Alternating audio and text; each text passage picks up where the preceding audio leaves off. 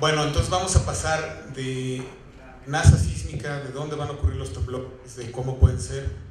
Vamos a pasar ahora a los edificios que tienen que resistir esto. Entonces, para eso hemos invitado al ingeniero Raúl Izquierdo, que es uno de los ingenieros estructuristas más reconocidos en México. Ha diseñado más de 2.600 proyectos. Es ingeniero civil por la Ibero. No sé si estabas con el sismo. Ok. Y también tiene maestría en estructuras en la UNAM. Y ha recibido premios como el de 2008 de la Sociedad Mexicana de Ingeniería Estructural al mérito de ingeniero estructurista. Entonces, Raúl, por favor. Bueno, buenos días, agradezco la invitación que me hizo RN, en particular al doctor Reynoso. Incluso tomé algunas gráficas que después voy a mostrar aquí en la pantalla. Bueno, recuerdo en 1980 hubo un congreso de la Sociedad Mexicana de Ingeniería Estructural. Entonces yo era joven, por supuesto, y ahí se presentó un trabajo donde hacían una referencia a los daños causados por el famoso sismo de la Ibero, ¿no? Entonces yo me atreví a preguntar al final de la plática del que presentaba el trabajo, pues que si con ese sismo que parecía ser pequeño había habido ciertos daños, entre ellos lo de la Ibero y otra serie de cosas, muchos daños menores, muchos daños en muros divisorios. Dije, a ver, ¿qué puede pasar si el sismo se va a parecer a lo que pide la norma? Pues acuérdense que era la norma de 76, coeficiente sísmico mucho más bajo de los de ahora, y me acuerdo bien que la respuesta del conferencista fue muy vaga, pues, o sea, como que no dijo bien qué iba a pasar o qué no. Entonces me quedó un poquito el gusanito de esas cosas. Entonces eso es parte de la idea de hacer la presentación en este sentido, ¿no? Empecemos. Entonces aquí, bueno, que se podía aplicar a lo que fue el doctor Suárez de las cuestiones de la historia y demás, conocer. Aquí pongo dos citas, perdón.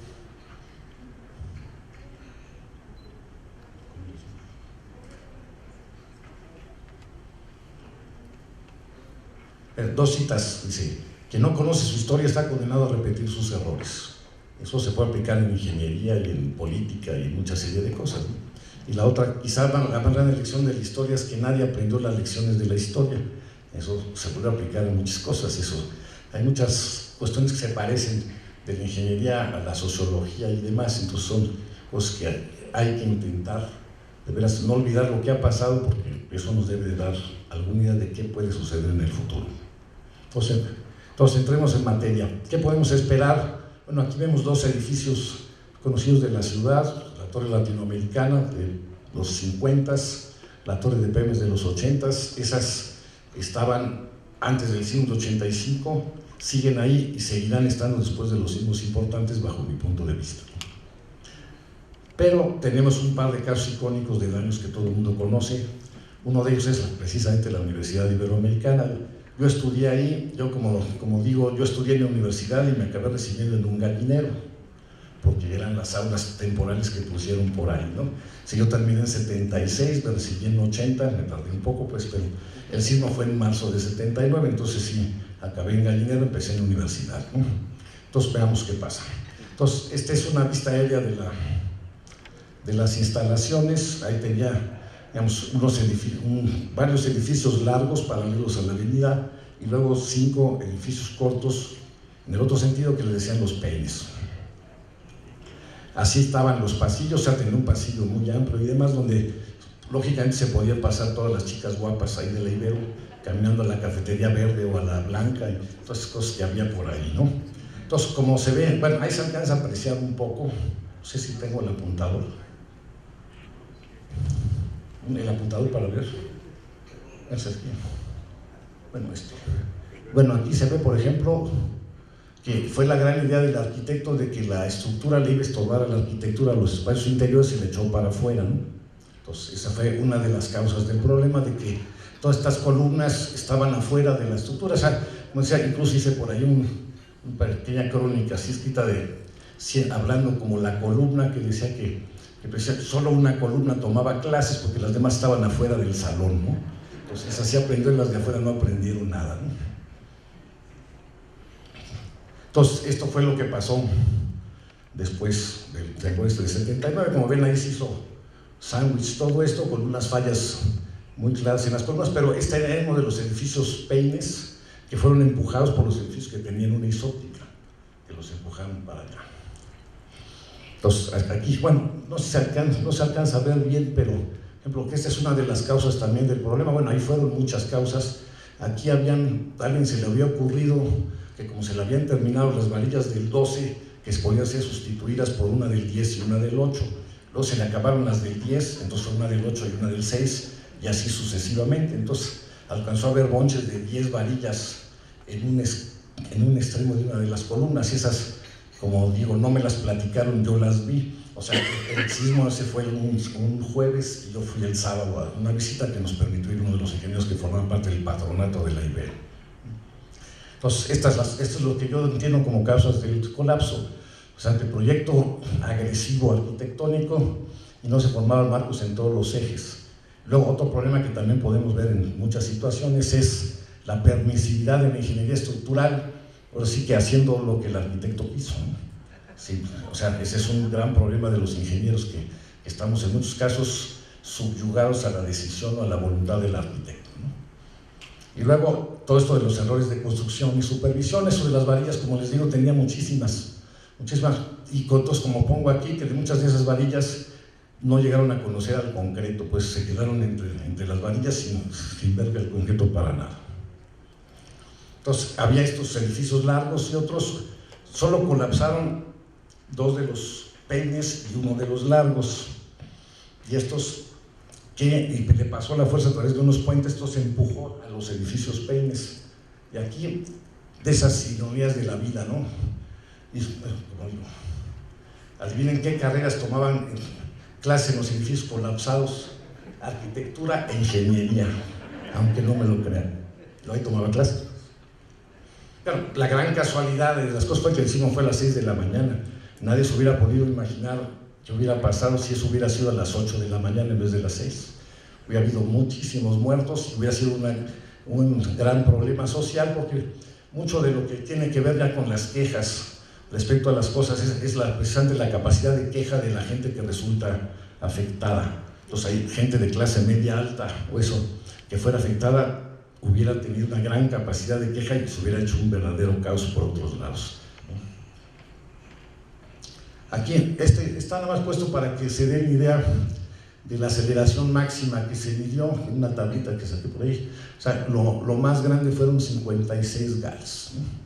Más para que ese número se acuerden, para compararlo contra el de 85. Luego, el otro ejemplo, obviamente, es el edificio Nuevo León, ahí en el conjunto de Tlatelolco, ¿no? O sea, muchos edificios parecidos de diferentes estilos. Nuevo León era de los edificios, digamos, intermedios, porque había unos más bajos, pero había otros más altos, eran los edificios intermedios. Entonces, estas son fotos que lógicamente ya todo el mundo conoce, donde se ve que dos secciones del Nuevo León colapsaron y uno quedó en pie. Este es el cuerpo que no colapsó. Aquí se puede ver algunas cosas. Por ejemplo, tenía unos contraventeos que de repente ya no existieron, o que estaban distribuidos de manera aparentemente para repartir las fuerzas con la altura, pero aquí, por ejemplo, tenía contraventeos nominales y los quitaron para abrir espacios para hacer locales comerciales en las plantas bajas. Entonces se modificó la parte estructural. Y aquí hay unas causas de colapso que yo pongo, o sea, era un proyecto arquitectónico ligero, o sea, con secciones reducidas. Luego, y el sistema estructural quería eso también, porque se conocía del problema del suelo y demás. Entonces, bueno, y una cosa que me llamó la atención cuando conocimos el dato, que nunca lo he oído mencionar, pero yo lo menciono aquí, que en los planos decía que debía usarse concreto ligero de 1600 kilos por metro cúbico, pero nunca se construyó con eso. O sea, esa especificación no fue respetada, pesaban más de entrada. Entonces eso tenía del orden de 30% más de peso nominal y empezó a tener problemas de hundimientos desde un principio, que se recimentó un par de veces, se usaron de todos los pilotes posibles que había en ese momento, desde pilotes electrometálicos, de control convencionales de González Flores y otro sistema a base de cables. O sea, una de las cosas curiosas, bueno, que tenía también cambios en el sistema estructural, eliminando contraventeos, y además tenía otro problema de que no se había especificado el procedimiento de construcción que debía de hacerse para hacer los sótanos. Entonces, el contratista lo hizo como le pareció mejor. Algunos sí pusieron unas ataguillas, otros pusieron unos taludes y después le compactaron junto y demás.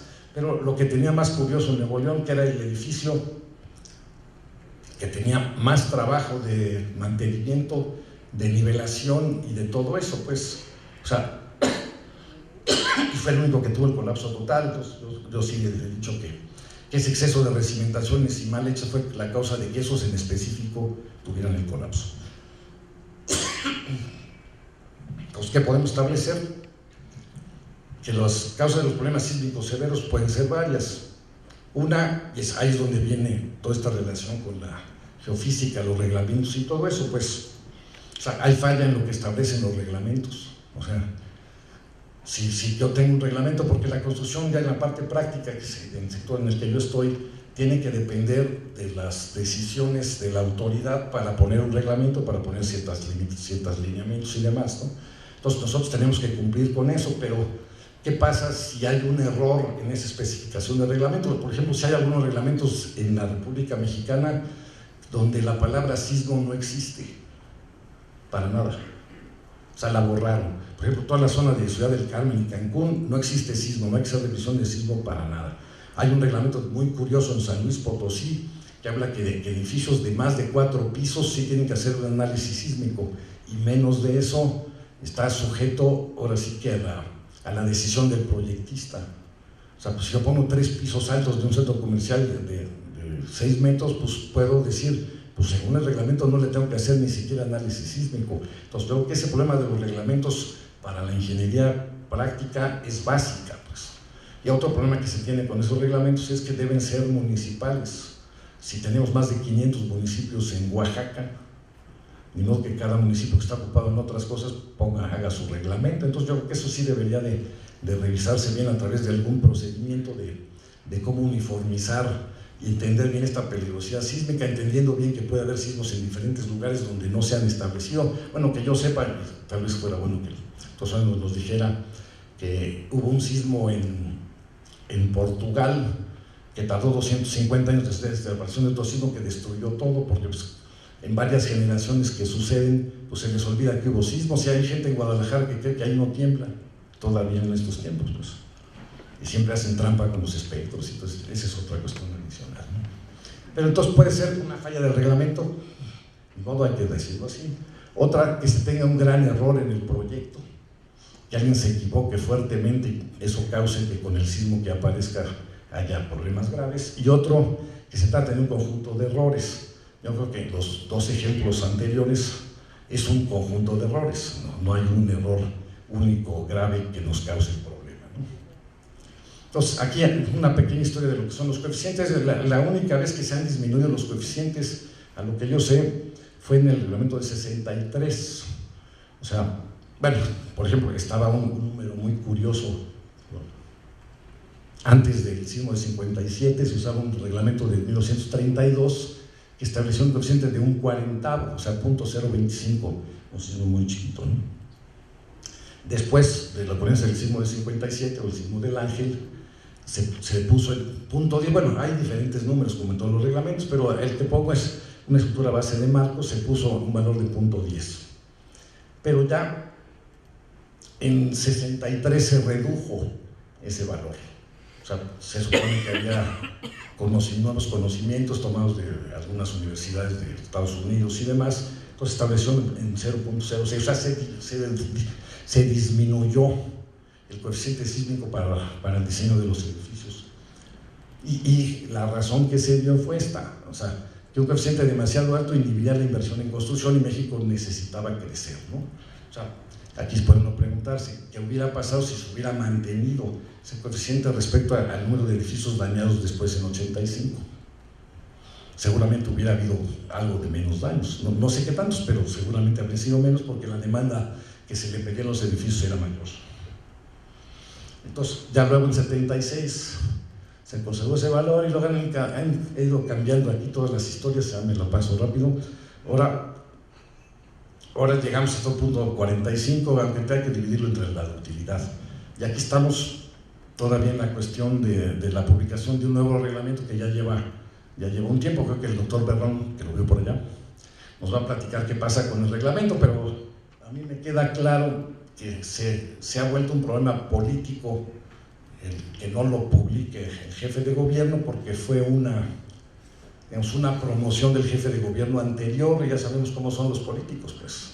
O sea, lo que no es en tu año, no es en tu daño, cosas como esas. Entonces, yo he intentado presionar, habiendo dicho Patricia Mercado y todo eso, que ya publique el reglamento, porque o sea, ya se han encontrado una serie de cosas presentes de responsabilidades para los que participan, proyectistas, contratistas y todo eso, porque ahora se le carga la mano al DRO y al corresponsable. Todos los demás se salvan, incluido el contratista, que parece muy absurdo, pues, pero así es. Pero el nuevo reglamento sigue durmiendo el sueño de los justos. A ver quién nos puede platicar el doctor Berrón en ese sentido. Ahora, 85, necesariamente tenemos que pasar por ese trago amargo de tenerlo que recordar un poco. O sea, las 7:19, como decimos, fue una buena hora para los que estaban en tránsito, no habían llegado a trabajar o a la escuela, y muy mala para los que estaban todavía en sus departamentos, o ya habían llegado a trabajar. O sea, como vemos, el sismo de la Ibero fue a las 6 de la mañana, el sismo fue a las 7:19, entonces la hora, podemos decir, ya perdonado respecto al número de muertos. O sea, seguiremos teniendo esa suerte. Entonces, aquí, de las fotos clásicas que hay, bueno, aquí se ve, por ejemplo, esta es de la avenida Álvaro Obregón, donde la intensidad del sismo superficial hizo que los rieles que había del tranvía que se habían eliminado se salieran a asomarse a ver el aire, ¿no? O sea, esto da una idea del problema superficial, ¿no? Más todos estos problemas, por supuesto, aquí en el suelo, edificios caídos completos, etcétera. O sea, toda una catástrofe, por supuesto, ¿no? La Secretaría de Comunicaciones y Transportes, o sea, esas son otras cosas complicadas. Un edificio de ingenieros, ¿no? El edificio de Nuevo León, y los hospitales, que también son las situaciones que debían ser estructuras del Grupo A con mayor seguridad, y tuvimos muchos daños en hospitales y en escuelas. O sea, esas son de las cosas que hay que reflexionar para que no se repitan las historias, precisamente, ¿no? El Regis, famoso. Los locales de costura, por supuesto, la mala aplicación de cargas a edificios que no tenían capacidad para ello, que también son verdaderamente complicados. O sea, de estos datos, bueno, que estos datos están muy variables, incluso buscamos en varias fuentes para la presentación y no hay un consenso. Por ejemplo, el número de muertos. O sea, el dato menor son 9,000 y el dato mayor son como 40,000. Pues ese también es una situación que la cuestión de transparencia del gobierno, pues tampoco nunca ha sido una bandera nacional. O sea, todos los datos oficiales, por alguna razón, siempre le reducen algo, o mucho. Eso, tal vez si hay alguna ventaja ahora de querer continuar con los temas de transparencia globales para que eso ya no suceda. Y otros problemas que también vamos a ver que nos va a pasar después es el problema de lo que no se ve tanto, como es la red de agua potable y los drenajes. O sea, precisamente acordándonos de este problema superficial de las ondas tan grandes que hasta sacan los rieles afuera al aire. Entonces, ¿qué pasa con los tubos que están por ahí superficialmente en todas las redes? Eso, seguramente eso tampoco tiene la capacidad. Eso yo no conozco, no soy especialista en eso para nada, pero no tiene la capacidad para absorber esas aceleraciones tan grandes y va a haber muchos daños en eso. Y aquí digamos, es una tabla parecida a la del Ibero. Aquí se ve claro. En esta tabla yo esperaba ver los 190 grados, pero aquí son 168, ¿no? Contra los 56 del otro. O sea, la diferencia en aceleraciones es muy, muy grande. Por eso del Ibero fue verdaderamente patético, pues, ¿no? Entonces, aquí hay, digamos, toda una serie de, como un catálogo de errores o de problemas de las construcciones que son causados por los sismos. Esto lo tomé de un documento del CENAPRED simplemente para repasar a nivel general el tipo de fallas estructurales que se han visto en los sismos, que seguiremos viendo, y como digo, no necesariamente son exclusivos de México, como comentó el ingeniero de Ecuador. Pues ahora sí que los problemas pasan en todos lados y hay muchos problemas que se repiten históricamente también de un país al otro, o de historias para acá, y eso desgraciadamente todavía no se ha podido resolver y deberíamos de hacer algo por intentarlo hacer.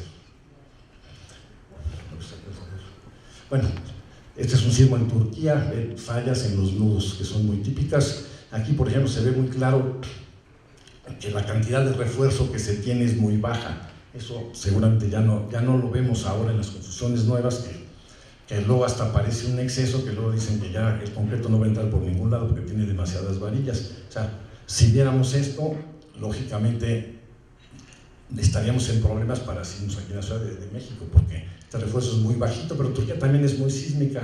Entonces yo no desconozco cuáles sean sus reglamentos y sus cosas, pero seguramente esto estaba subdiseñado. Luego aquí fallas también porque prácticamente no tienen estribos, o sea, hay muchas construcciones que no tienen estribos, entonces por la simple compresión en la columna pueden fallar. Luego, articulación plástica, que tiende mucho a verse precisamente en las zonas estas de entrepiso blando. Ese es un gran problema que no se ha resuelto en el reglamento. Algunos de los que participamos por ahí en algunos de los comités que quisiéramos que se incluyeran algunas cosas, hemos insistido en que se coloque una cláusula en el reglamento que se prohíbe ese sistema de construcción, o que cuando menos se limite, de acuerdo con la norma chilena, de que la rigidez del entrepiso de abajo no puede ser mayor del 30% de la rigidez de lo de arriba. Con eso se controla automáticamente, pero aquí se le ha dado un poco la vuelta poniendo un factor de irregularidad sísmica, como aumentando el sismo, pero que es un factor de 1.4. En algunos estudios que se han hecho, no sé si se ha participado incluso Eduardo, pues, y también Eduardo Miranda, se ha encontrado que ese incremento en el sismo de las plantas de abajo no es suficiente. O sea, la rotación que tendría que generarse en las columnas para aguantar toda la diferencia, o sea, el incremento de fuerza de arriba no es suficiente. O sea, esas columnas están destinadas a caerse y el reglamento no lo cubre, ni siquiera en la propuesta del reglamento no lo está cubierto. Entonces es un problema que también habría que ver qué podemos hacer con eso, porque no hay manera de... Por ejemplo, este es claramente el problema del entrepiso, bueno, o sea, tiene más estructura arriba y aquí unos popotitos abajo, ¿no? Para que no estorben. Estas conexiones donde aquí, vean cómo se desplazó la columna que había estado por aquí, ¿no? O sea, se zafó, aquí afortunadamente no se cayó todo, pero estuvo muy cerca, ¿no? Ahora, otras columnas que también se vieron mucho en 85, de falta de confinamiento, y también aquí estas cosas son casi milagrosas, de cómo se conservan en pie estando tan dañadas, ¿no? Es sorprendente esto. Ahora, por ejemplo, todo esto en muros de mampostería que están fijos o no fijos, que ese es otro factor. Nosotros hemos también buscado que no haya tantos muros de mampostería como elementos divisorios en departamentos y oficinas y todo eso, pero la cultura mexicana tiene que oír que el muro está macizo, ¿no? O sea, si oye el muro así como de tabla roca, dices que está de cartón y eso no le sirve, quiero oírlo macicito. Entonces eso habría que intentar cambiar la cultura para que eso se quite, porque tiene masa sísmica, genera grietas, genera cuestiones de pérdida, aunque salvó algunos edificios de que no se colapsaran en el sismo. Pero como cultura debemos intentar hacer elementos que no tengan ese tipo de comportamientos, porque pues, al final de cuentas nos van a echar a perder las cosas. Aquí, digamos, otra en Colima. Claro, aquí son problemas más de epicentro cercano, de fuerzas grandes del epicentro cercano, que nos genera una respuesta muy grande en edificios de pocos niveles cuando el terreno es firme, ¿no? Que eso es un factor que debía de utilizarse más en los diseños. Tenemos otros, aquí es en Tehuacán. Este fue un sismo también interior, también que dañó incluso muchas iglesias en la zona de Puebla, que tenían muchos años y que no habían tenido problemas, y ahí los tuvieron. Otra vez ven casas de 2 pisos. Bueno, esta es una buena muestra, esta de aquí, cuando ve uno las fallas por sismo, que se hace la X, aquí está muy bien hecha la X, ¿no? Y estas columnas cortas, esto seguramente lo vamos a ver en muchas escuelas, la que queda una columna muy pequeña aquí, y está confinada por el muro que no debía estar confinada, entonces tiene unas grandes fuerzas locales. Eso, que yo sepa, no se ha arreglado bien en todas las escuelas que hay en la ciudad. Esta es también otra de columna corta que genera un gran cortante y entonces se rompe. Otra vez, digamos, todos estos ejemplos son básicamente escuelas. No creo que sea una campaña para revisar las escuelas que están en la zona de mayor demanda sísmica, pues separar los muritos, que si no nos va a generar muchos problemas. Y aquí de mal detallado, pues ven, tiene un nudo con bastantes varillas, pero los estribos no, pocos estribos. O sea, todo esto de mal detallado genera muchos problemas también. Y luego acá, pues este es otro ejemplo. Bueno, así estaba más o menos las columnas de la Ibero. O sea, estribitos yo sé que cada día de San Juan, muy separados, muy lejos, ¿no? Entonces, unas varillas, pero los estribos prácticamente no estaban, y este fue en Tecomán, pero así estaba la Ibero también. Y esto es lo que pasa con los pisos bajas flexibles. Esta foto la podía poner ahí en Ecuador, en México y en Turquía. Ya también había en Estados Unidos, en San Francisco y todo. O sea, estas cosas del entrepiso, planta baja flexible, es un verdadero problema y es mundial. Y no lo queremos resolver a través de fijar un reglamento mucho más severo. Y aquí, claro, aquí, como decían, se perdió el piso de abajo, pero se quedaron los de arriba, ¿no? Y aquí igual, o sea, esto es también en Turquía, o sea, este es un problema mundial. Bueno, y aquí falla de cimentación, este sí es lo que yo creo, sí era un gran problema, porque este edificio tenía, digamos, una losa de cimentación y unos cuantos pilotes, porque de acuerdo con el estudio de mecánica de suelos le faltaban como 8 pilotes, le pusieron 8 pilotes. Entonces, los 8 pilotos no aguantaron nada, entonces se fueron con todo el edificio, ¿no? Este sí fue un gran problema de mal estudio de mecánica de suelos y mala interpretación del ingeniero estructural para usar eso. Otro problema son los choques de edificios colindantes.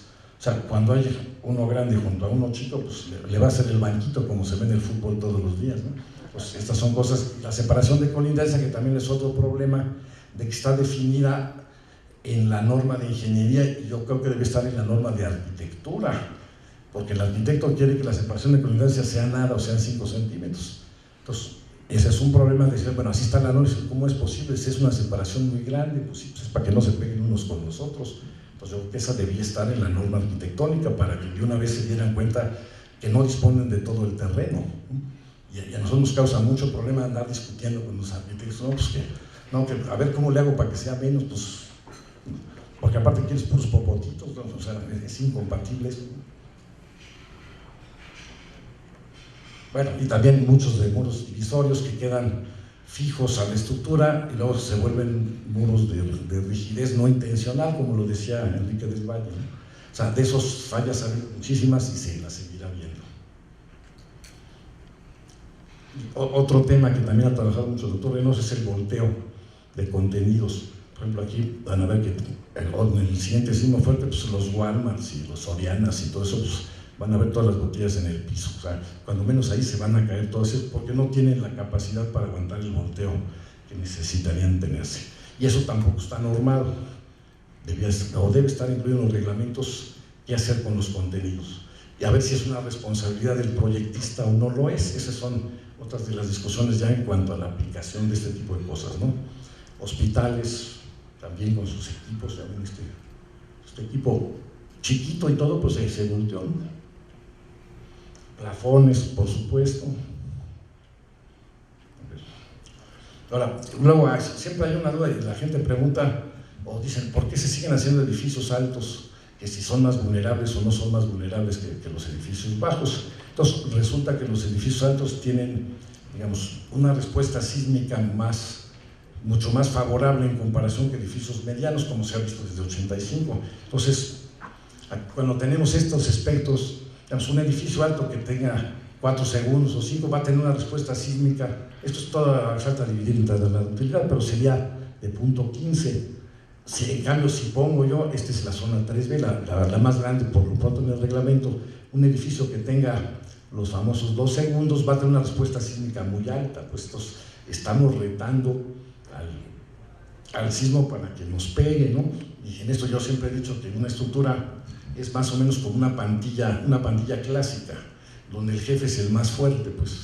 Entonces viene el sismo, pues, se pelea contra el fuerte. Si ese se daña, pues siguen los ayudantes, que son los siguientes fuertes hasta que queden los puros flaquitos. Ya se acabaron los flaquitos, ya se acabó una pandilla, ya se acabó el edificio, pues. O sea, el sismo siempre va a estar intentado ser respondido por lo que tenga la rigidez más grande, que puede ser real o aparente, pero ese símil de la pandilla sí me parece, porque si se van acabando los elementos que van resistiendo, pues se acaba. Si sigue la pelea todavía, entiendas el sismo, pues se van a caer los edificios. Entonces, esa rigidez grande es la que va a estar solicitada primero por el sismo, pero mientras más le estemos retando a que nos pegue, estamos arriesgándonos a que nos destruya, ¿no? Entonces, podemos ser terreno firme, el transición, el 3B. Entonces, por ejemplo, todos los edificios que están en terreno firme, pues tienen un espectro que viene aquí. Entonces, ya si tienen 3, 4 segundos, tienen un sismo muy chiquitito, pues. Entonces, ¿qué quiere decir? Que en vez de que tengan un problema de inseguridad, tienen una seguridad natural. Y también, de acuerdo a lo que yo sé, que por supuesto tengo que creerles, dicen que lo que es los sismos para terrenos firmes en México está para un periodo de retorno mucho más grande de los 125 años que el resto de las zonas, pues, con lo cual, claro, a menos que aparecieran algunos sismos interiores o alguna cosa así, la probabilidad de que les ocurra algo a los edificios altos en la Ciudad de México, ya sea en cualquier tipo de zona, es baja a que tengan problemas importantes. Bueno, este es uno de los problemas. Bueno, y por cierto, investigué por ahí también diferentes fuentes y todo eso, y no encontré que ningún edificio alto en el mundo haya colapsado. Claro, los edificios altos en el mundo tienen también pocos años, vamos a decir. Si hablamos del primero, fue el Empire State, pues es de 1930, por ahí así. Entonces tienen menos de los 100 años. Entonces eso, quién sabe si alcancemos a ver o no que un edificio alto, ya entendamos 50, 60 o 70 pisos, se colapse en un sismo.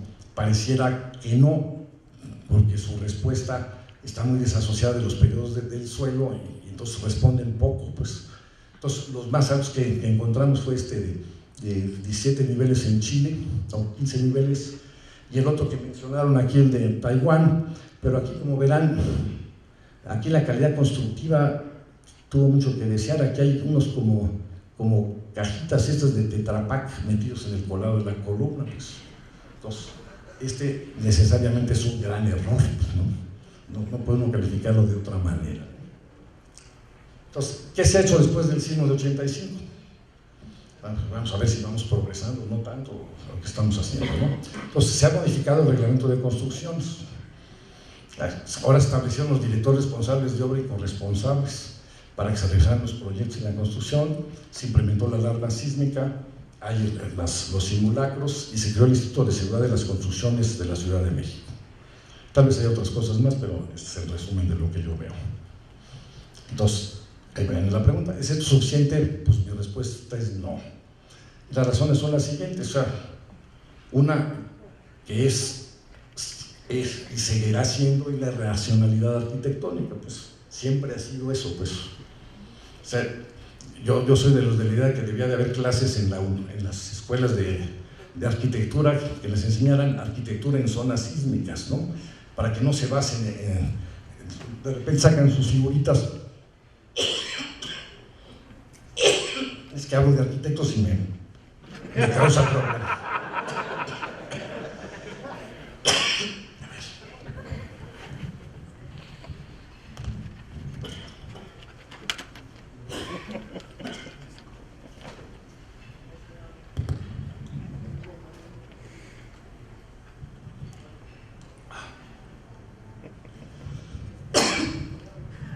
O sea, hay arquitectos que han basado, por ejemplo, en la arquitectura de Brasilia, ¿no?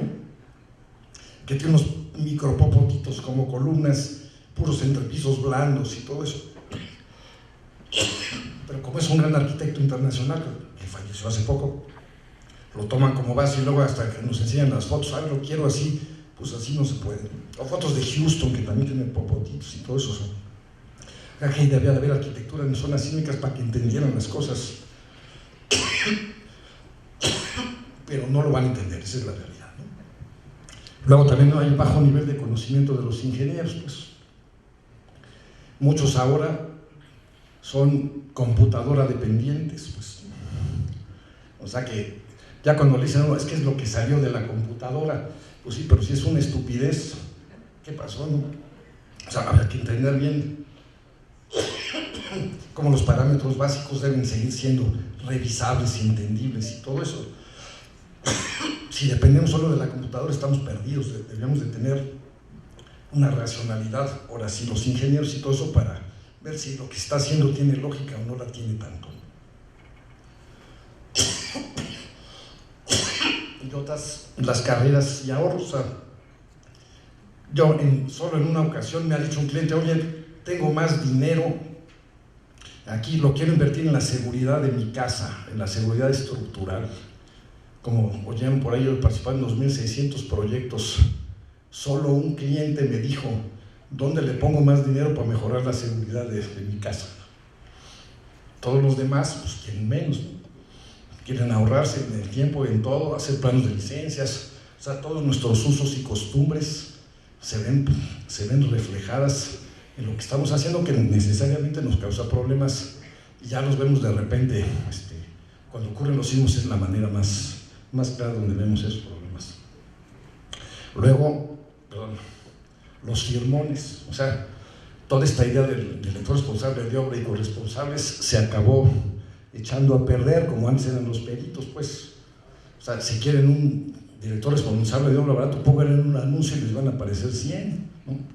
Por 3 cacahuates le van a firmar los planos, igual el corresponsable. Entonces, se ha pervertido totalmente eso. Yo creo que eso ya, y espero que todas estas cuestiones se vayan a arreglar con el Instituto de Seguridad de las Construcciones y todo, con el doctor Barrón, porque eso es realmente un problema. Hay gente que tiene más de 100 obras en proceso siendo el director responsable de obra, pues solo que fuera Superman, ¿no? Para andar volando de una a otra para poderlas ver, ¿no? Y por supuesto la corrupción, ¿no? Que es un tema que por lo visto, como dice incluso nuestro presidente, también es un uso y costumbre, es un problema, ¿no? Ya ven ahora cómo rebanaron la ley de 3 de 3 para que quedara light, ¿no? No quieren ser revisados nuestros ilustres políticos. Bueno, ahora viene la bola de cristal, pues, porque el tema es qué esperamos ahora en el siguiente sismo. Entonces, bueno, estas son las figuras. Bueno, esto es lo que está esperando el doctor Reynoso, pues, ¿no?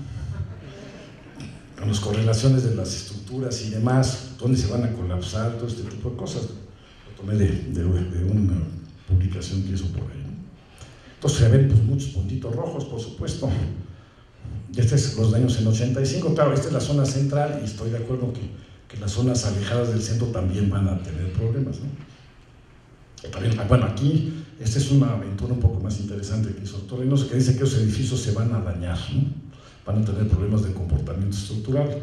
Vamos a ver, porque uno de esos sí lo hicimos en la oficina, entonces vamos a ver en el siguiente sismo si de veras fue cierto. Bueno, en fin, daños esperados. Bueno, aquí hablo de lo que yo veo que son, y será que me englobo acá, como dice el doctor, de que nos vamos con la finta de los 100 años y las historias que nos han dicho de la brecha de Guerrero y demás, pero yo lo que he visto, por ejemplo, que los sismos que han ocurrido en Oaxaca y Chiapas no causan daños en la Ciudad de México, daños importantes, pues creo que sí se alcanzan a filtrar bastante bien en toda la masa montañosa y demás, y entonces ya llegan mucho más reducidos. No quise poner aquí algunos aceleramos eso para no hacerlo cansado, pero para mí los daños que puedo esperar de los que conozco, de los interiores, pues sí, no sé, admito mi desconocimiento, sería de la zona de Guerrero y Michoacán, pues que sí han llegado o llegan más fuertes, ¿no? Entonces, zona de terreno firme, pocos daños estructurales. Entonces la magnitud va a ser baja, los edificios altos tienen los periodos de vibración muy separados de los del suelo, y el efecto sísmico por lo tanto es reducido. Entonces se van a salvar los que vivan ahí en Santa Fe y Interlomas y demás, ya sea que estén en un edificio bonito, regular o feo, porque hay de todo. No van a tener daños importantes, salvo en algunas cuestiones de muros divisorios, eso sí. Y sí, me indico aquí el problema de los taludes, los mal protegidos que a veces tendrán problema con el agua y a veces no, pero los taludes ahí, cada año cuando menos se cae uno, ¿no? O más, pues. En zona de transición, daños medianos y algunos intentos en estructuras con el repiso blando, yo ese lo vendría que... Y daños en gran cantidad de edificios, de muros divisorios en edificios y algunos daños en infraestructura. Ahí empezamos a ver los sistemas de agua, las tuberías de gas, ahora que hay mucho gas natural, todo eso nos va a ir regular con eso. Y la zona blanda es donde, bueno, zona blanda que no nada más es el centro, también hay otras zonas, ahí es donde va a haber la concentración de daños. Va a haber edificios colapsados, los que no fueron reforzados o bien reforzados, que esos, hay toda una cantidad de edificios que les agarraron y les pusieron su pintura antisísmica y sus cosas así nada más para que siguieran funcionando. Dijeron, no, pues ya lo aguantó, aunque se dañó, no importa mucho, de eso va a haber varios. Luego, daños importantes o colapsados en edificios de entrepiso blando, que pueden ser nuevos, hay muchos por ahí puestos en diferentes colonias, la Guerrero, la Doctores, todo ese tipo de lugares, puede ser hasta una zona de Narvarte pudiera estar con ese problema.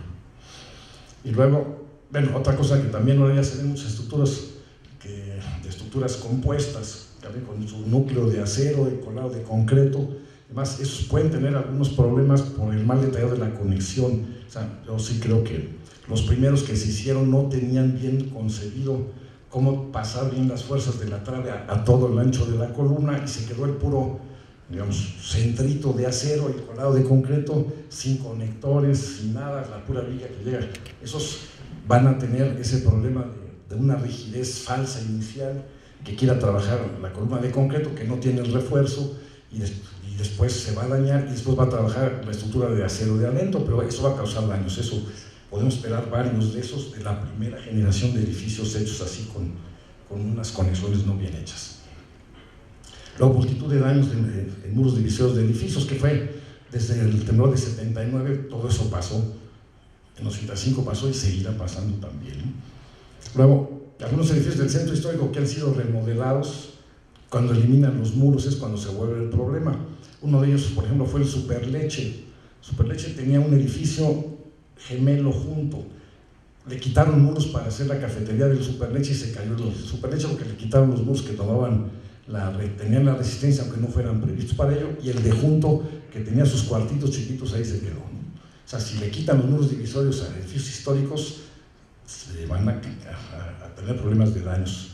Lógicamente la red de agua potable, la de gas natural, esas van a tener mucho daño en la zona blanda. Seguramente se va a quedar Iztapalapa sin agua otra vez. Y daños en la escuela, problemas de malo mantenimiento y por efectos de columna corta. Yo creo que eso debería de quedar claro, que eso hay que arreglarlo, hacer una campaña para que eso no suceda, ¿no? Entonces, ¿qué debería hacerse? Pues es una propuesta, o sea, mejorar todos los aspectos, porque en todos las estamos haciendo medio mal, ¿no? De proyectos y construcciones, como quien dice, proyectar para zonas sísmicas, incluir los arquitectos. Debería de haberlo subrayado aquí, ¿no? Luego, certificaciones obligatorias, o sea, ese es un problema que se supone que a raíz del Tratado de Libre Comercio iba a haber esta cuestión de certificaciones. Hay una certificación muy light del Colegio de Ingenieros Civiles, pero debe haber una certificación prácticamente gremial, o sea, para que los que hacemos proyecto estructural debíamos ser evaluados por expertos en ingeniería estructural y no por un funcionario. O sea, esto debe ser una cuestión gremial que debíamos de procurar hacer. Y luego, por supuesto, eso después, o ya desde ahorita, revisión y calificación de los DROs y los corresponsables, por supuesto. Todo el tiempo hay que andarlos revisando para que hagan su función, si no, ¿para qué los tenemos? Para ser firmones, lo único que nos servirá será para meternos a la cárcel, pero no vamos a recuperar nada de los problemas que causen. Luego, todo esto que tiene que ver con transparencia en licitaciones, una ley de obras públicas adecuada, o sea, ¿por qué no están viviendo a los proyectistas como si fuéramos contratistas? No somos ni proveedores, es como nos llaman, es hasta molesta la calificación de proveedor. Y revisiones de los proyectos y las obras, o sea, constantemente, o sea, debe ser una cuestión de ganar, ¿no? Y por si acaso, de todas maneras, siempre valdrá la pena prender nuestras veladoras y rezar. Siempre nos podrá salvar de algunas cosas. Muchas gracias por su atención.